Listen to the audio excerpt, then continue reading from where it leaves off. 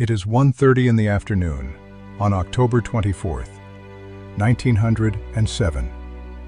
The location is the floor of the New York Stock Exchange. The air is thick with the smell of stale tobacco and sheer, unadulterated terror. Ransom Thomas, the president of the exchange, is preparing to do the unthinkable. He is preparing to ring the closing bell 90 minutes early. If he rings that bell, it signals the end, not just a bad day of trading, but the total insolvency of the American banking system. The situation is catastrophic. Liquidity on the floor has completely evaporated.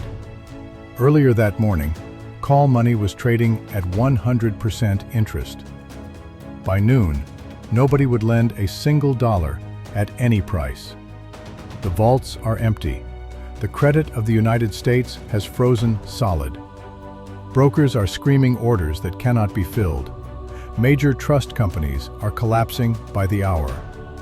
If the exchange closes early, the panic will spread instantly to every bank, every factory, and every farm in the nation. Every deposit, every payroll, and every railroad bond will become worthless overnight. The industrial engine of the 20th century, the very machinery that built the modern world, is grinding to a halt. There is no Federal Reserve to print money. There is no bailout coming from Washington. The United States government is powerless against the tidal wave of panic sweeping the nation. Only one man has the capital, the influence, and the sheer force of will to stop the collapse. He is a private citizen, sitting in a library on Madison Avenue, playing solitaire, while the fate of the global economy rests entirely in his hands. He is the titan of American finance, the man who owned the 20th century, John Pierpont Morgan. And he has exactly 15 minutes to find $25 million in hard cash, or the American experiment fails. This is the wealth of history. To understand the sheer magnitude of the terror gripping Wall Street in 1907, we must first understand the titanic machine that the United States had become. For the previous 30 years, the American economy had been growing at a rate the world had never seen before. It was the era of the Titan. Carnegie in steel, Rockefeller in oil, Vanderbilt in rail. These men had taken a fractured agrarian republic and forged it into the greatest industrial superpower on earth. By the turn of the century, the United States was no longer a debtor nation, begging for scraps of capital from London or Paris. We were the world's factory. American steel mills were outproducing Great Britain and Germany combined. American railroads spanned the continent, a logistical miracle, moving millions of tons of freight every single day. The gross national product had quadrupled in a single generation. It was a period of explosive, violent, and unstoppable growth. But this economic engine had a fatal flaw. It was a Ferrari engine inside a horse and buggy chassis. The United States had no central bank. There was no Federal Reserve to manage the money supply, no lender of last resort to provide liquidity when the markets seized up. The currency was inelastic.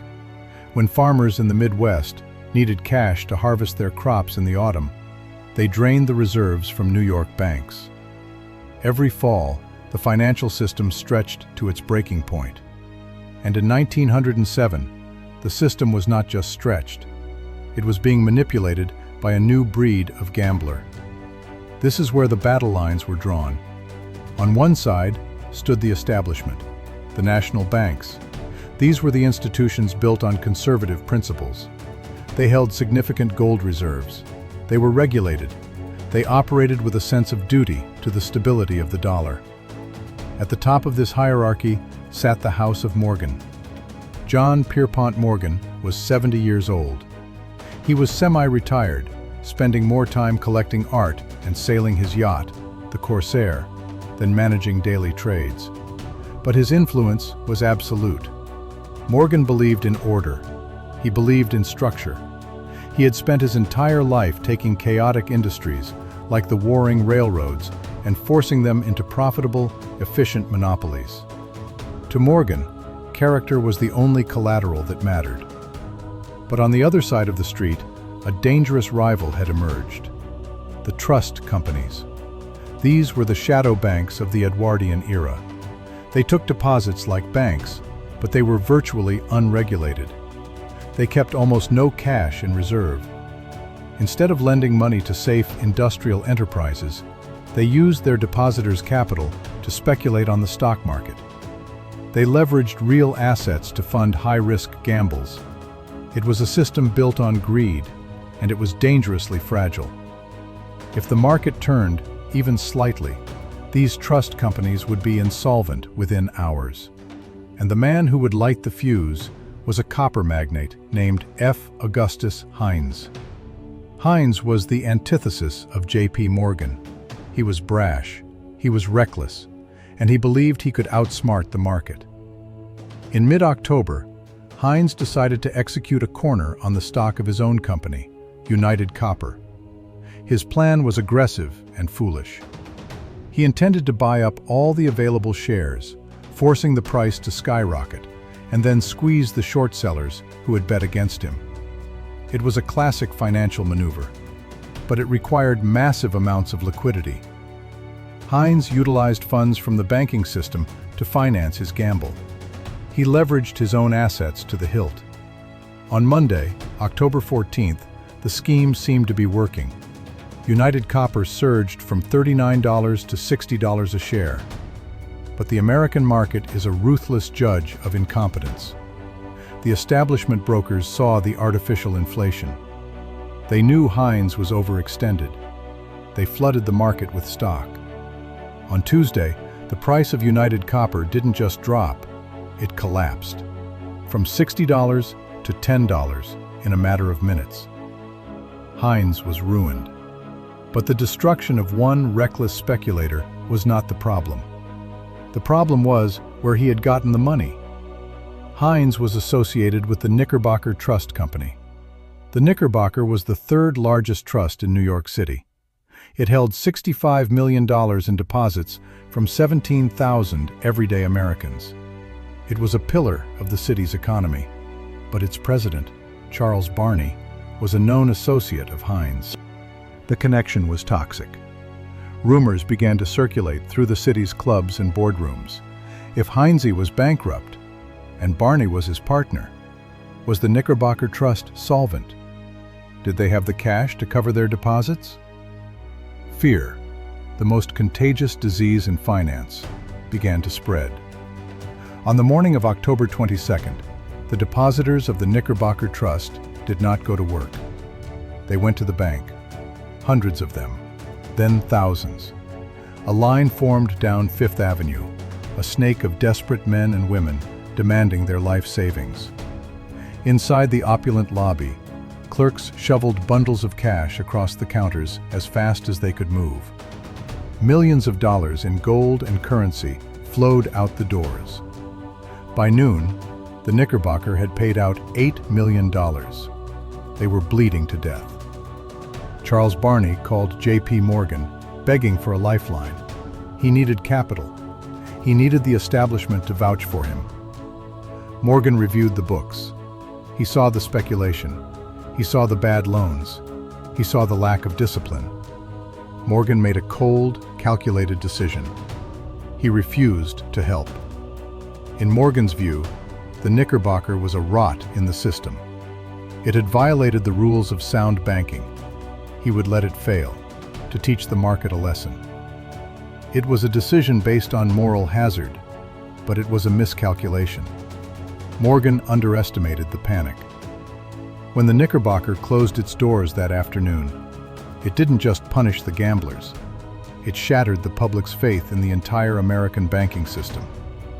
If the mighty Knickerbocker could fail, who was safe? The contagion jumped the firebreak.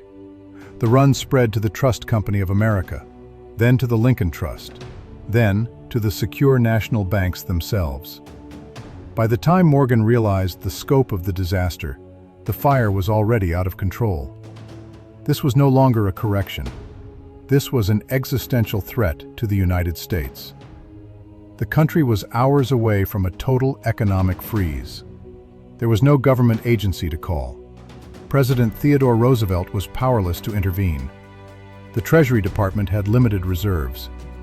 The fate of the nation fell squarely onto the shoulders of one private citizen.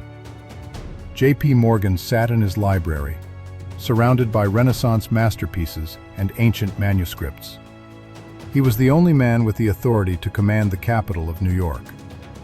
He realized that if he did not act, the American industrial experiment would collapse into chaos. He summoned the city's leading bankers to his home. He didn't ask them to come, he ordered them. The crisis had begun, and the master of capital was about to go to war. The meeting at the Morgan Library was not a debate. It was a council of war.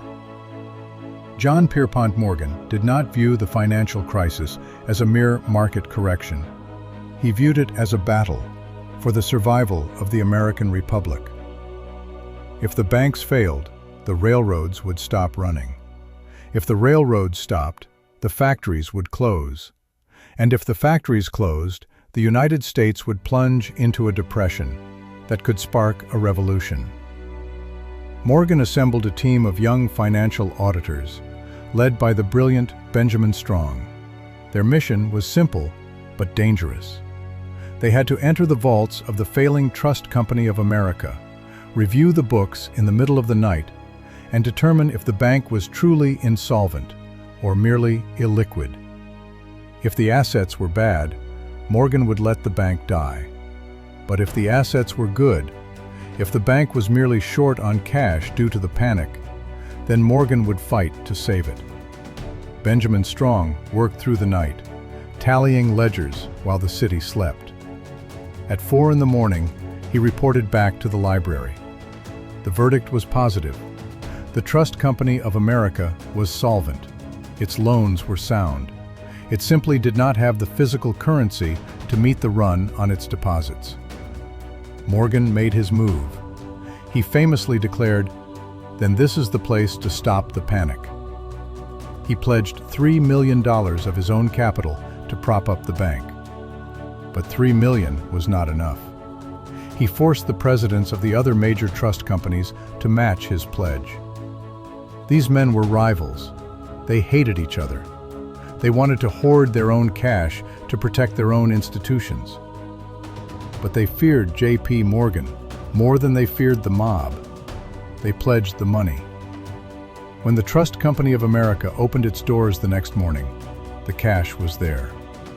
The tellers began paying out deposits as fast as they could count. Morgan had built a firebreak, but the fire was moving faster than he anticipated. The contagion had already leaped from the banks to the stock market itself. This brings us back to the floor of the New York Stock Exchange on that fateful Thursday afternoon. It is 1:30. The market is in freefall. There is absolutely no money available to borrow. In 1907, brokers needed daily loans to finance their trades. Without that liquidity, they could not buy stock. If they could not buy, prices would collapse to zero. Ransom Thomas, the president of the exchange, crossed the street to Morgan's office. He told Morgan that the exchange would have to close early to prevent total bankruptcy. Morgan looked at him and delivered an order that would define the history of American finance. He told Thomas that the exchange must never close early. To do so would signal to the world that the United States was out of business. Morgan asked how much money was needed to keep the floor open until the 3 o'clock bell. Thomas did the math. He needed $25 million, and he needed it in 15 minutes. In today's money, that is roughly $800 million required in less time than it takes to eat lunch. Morgan did not call the White House. He did not call the Treasury. He summoned the presidents of the city's national banks. These were the men sitting on the gold reserves. They arrived at his office within minutes. Morgan did not ask for a vote. He pointed to the clock. He told them that if they did not release $25 million immediately, the stock exchange would collapse, and their own banks would be next. The logic was brutal and irrefutable. Within 10 minutes, the money was pledged. When the news hit the floor of the exchange, a roar went up from the traders. The money had arrived. The call rate dropped from 100% to 10%. Buying resumed. The market stabilized. The United States had been saved from insolvency by the will of a single private citizen. But the war was not over. That weekend, a new threat emerged, and this one threatened the very infrastructure of civilization. The city of New York announced that it was broke. The city needed $30 million to meet its payroll and debt obligations by Monday morning. If the city defaulted, every municipal bond in the country would become toxic waste. Police officers, firefighters, and sanitation workers would go unpaid. The mayor of New York came to the library, hat in hand. Once again, there was no Federal Reserve to print the money. So Morgan took out his pen. He wrote a contract purchasing $30 million in New York City revenue bonds. He essentially acted as the central bank for the largest city in the Western Hemisphere. He saved the city from bankruptcy with a signature. But the final and most dangerous battle was yet to come. By the first week of November, the panic had exposed a fatal weakness in a major brokerage firm called Moore & Schley. This firm was massive. It held millions of dollars in loans from Wall Street banks. But its collateral was shaky. The firm was heavily invested in a company called Tennessee Coal and Iron. Moore & Schley had used stock in this steel company to secure their loans. But as the market crashed, the value of that stock plummeted. The banks were preparing to call the loans. If they did, Moore & Schley would collapse. They would be forced to dump thousands of shares of Tennessee Coal and Iron onto a market that was already on life support. The resulting crash would wipe out everything Morgan had achieved in the previous 2 weeks. Morgan realized he had to remove the toxic asset from the market entirely. He needed to buy Tennessee Coal and Iron. But he didn't want it for himself. He wanted his creation, U.S. Steel, to buy it. There was just one problem. U.S. Steel was already the largest corporation in the world. Buying its biggest competitor would create a near-total monopoly on American steel production. This would violate the antitrust laws championed by President Theodore Roosevelt. If Morgan executed the deal, his executives could be prosecuted and the company broken up. It was a standoff between economic necessity and political ideology. Morgan sent 2 of his fiercest lieutenants, Henry Clay Frick and Elbert Gary, on a midnight train to Washington, D.C. They had to convince the President of the United States to suspend the law in order to save the economy. While his men raced to the Capitol, Morgan prepared for the final showdown in New York. It was Sunday night. The markets would open in 12 hours. If the deal for Moore & Schley was not finalized by morning, the crash would resume. Morgan summoned the city's trust company presidents to his library one last time. He needed them to contribute another $25 million to the rescue fund. The bankers were exhausted, they were terrified, and they were resistant. They argued that they had already given enough. They wanted to protect what little reserves they had left. Morgan listened to their arguments for a few minutes. Then, he walked to the massive double doors of the library, locked them, and put the key in his pocket. He told the most powerful men in America that no one was leaving the room until the problem was solved. It was a display of dominance that has no parallel in modern history. While the bankers argued and paced the floor, trapped in the gilded cage of the library, Morgan retired to his study to play solitaire. He waited. He knew that without his leadership, they were lost. Hours passed. The clock ticked toward midnight, then 1, then 3 in the morning. The atmosphere in the library was suffocating. Cigar smoke filled the air. Men were slumped in chairs, broken by fatigue and stress. Finally, at 4:45 in the morning, Morgan entered the room. He held a legal document in his hand. It was the agreement to bail out the trust companies and save Moore and Schley. He walked over to the table, placed the paper down, and handed a gold pen to the leader of the opposition. He pointed to the signature line. He spoke only one word: sign. The banker looked at Morgan's face, saw the iron resolve in his eyes, and signed. One by one, the others followed. They pledged the money. At the same moment, in Washington, D.C., President Roosevelt made his decision. He recognized that the stability of the nation was more important than the strict letter of the law. He agreed not to prosecute U.S. Steel.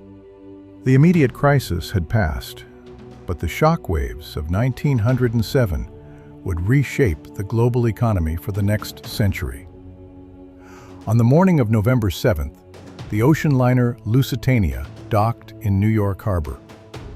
It carried a cargo that was more valuable than the ship itself. In its hold sat $10 million in gold bullion, rushed from the vaults of the Bank of England to the piers of Manhattan. It was the cavalry, arriving after the siege. But the battle had already been won. The panic did not end because of foreign gold. It ended because American capital, organized by American will, had built a wall that fear could not breach. The recovery was swift, and it was brutal to those who had bet against the United States. The speculators who had triggered the chaos faced total ruin. F. Augustus Hines, the Copper King, whose reckless gamble started the fire, lost his fortune. He was indicted, disgraced, and died penniless a few years later. Charles Barney, the president of the Knickerbocker Trust, could not bear the weight of his failure. He took his own life shortly after the crash. The market had purged the weak, the reckless, and the incompetent. It was a harsh form of justice, but it was effective. The institutions that survived were stronger, they were leaner, and they were led by men who understood that solvency was more important than speculation. But as the dust settled, the American public began to ask a terrifying question. They looked at John Pierpont Morgan, a private citizen with no elected office, and they realized he held more power than the President of the United States. He had acted as the central bank. He had decided which banks lived and which banks died. He had single-handedly kept the United States government solvent. To the average American, this was both a miracle and a nightmare. The country was grateful for the rescue, but they were deeply uncomfortable with the savior. The political backlash was immediate. Congress convened the Pujo Committee to investigate the so-called money trust. They dragged the 75-year-old Morgan to Washington to testify. They wanted to prove that he controlled a monopoly on credit. They wanted to paint him as a tyrant who strangled competition. But in that hearing room, Morgan delivered a defense of American capitalism that still echoes today. The relentless attorney for the committee asked Morgan if commercial credit was based on money or property. Morgan leaned into the microphone and told the government the truth. He said that credit was based on neither. He said it was based on character. He testified that a man with no character could not borrow $1 from him, even if he offered all the bonds in Christendom as collateral. It was the defining statement of the era. To Morgan, and to the men who built the American industrial machine, finance was not just about math. It was about trust. It was about the moral obligation to pay what you owe. But the era of the Titan was ending. The panic of 1907 made it clear that the United States had outgrown the ability of any single man to manage it. The economy was too vast. The industries were too complex. The United States needed a system that could scale with its ambition. It needed a financial infrastructure that matched its industrial might. Senator Nelson Aldrich, a close ally of Morgan, began drafting the blueprint for a new central bank. He understood that America could not compete with the empires of Europe if its currency collapsed every autumn. The result was the Federal Reserve Act of 1913. Many historians view the Fed as a government takeover, but in reality, it was the institutionalization of the Morgan method. It created a lender of last resort. It created a system to provide liquidity during a crisis. It took the emergency powers that Morgan had wielded in his library and codified them into the law of the land. It was the final piece of the puzzle. With a stable currency and a central bank, the United States was finally ready to take its place as the undisputed leader of the global economy. And the timing could not have been more critical. Just 1 year after the Federal Reserve was created, Europe tore itself apart in the First World War. The great empires of the Old World, Britain, France, Germany, shattered their economies in the trenches. They burned through their gold reserves. They liquidated their wealth. And when they ran out of money, they turned to the only nation left standing. They turned to the United States. Because of the stability forged in 1907, New York was ready to replace London as the financial center of the world. American banks financed the war. American factories built the munitions. American farms fed the continent. The United States transformed from a debtor nation into the world's creditor. We became the vault of global capitalism. This transition was not an accident. It was the result of a system that prioritized resilience over comfort. When the panic struck, America did not wait for a bailout from a foreign king. We did not wait for a government committee to debate a solution. We solved it ourselves. We solved it with private capital and personal responsibility. John Pierpont Morgan died in 1913, just months before the Federal Reserve opened its doors. He passed away in Rome, leaving behind an estate that was surprisingly modest compared to the fortunes of Rockefeller or Carnegie. As it turned out, he didn't own all the money in the world. He simply controlled it because the world trusted him to do so. His legacy is not just the bank that still bears his name. His legacy is the modern American economy itself. Today, when we look at the skyline of Manhattan, or the sprawling industrial parks of the Midwest, or the digital tickers of the stock exchange, we are looking at the machine that was saved in 1907. It is a machine built on a simple, powerful idea: that in the United States, failure is an option, but defeat is not.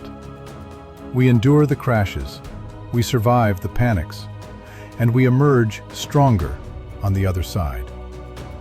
The panic of 1907 proved that the American system works, not because it is perfect, but because it is resilient. It proved that when the machinery of civilization grinds to a halt, there will always be men and women with the courage, the capital, and the character to start it up again. The wealth of history is not measured in gold bars or stock certificates. It is measured in the capacity of a free people to master their own destiny. And in that regard, America has always been and remains the wealthiest nation on earth. This is the wealth of history.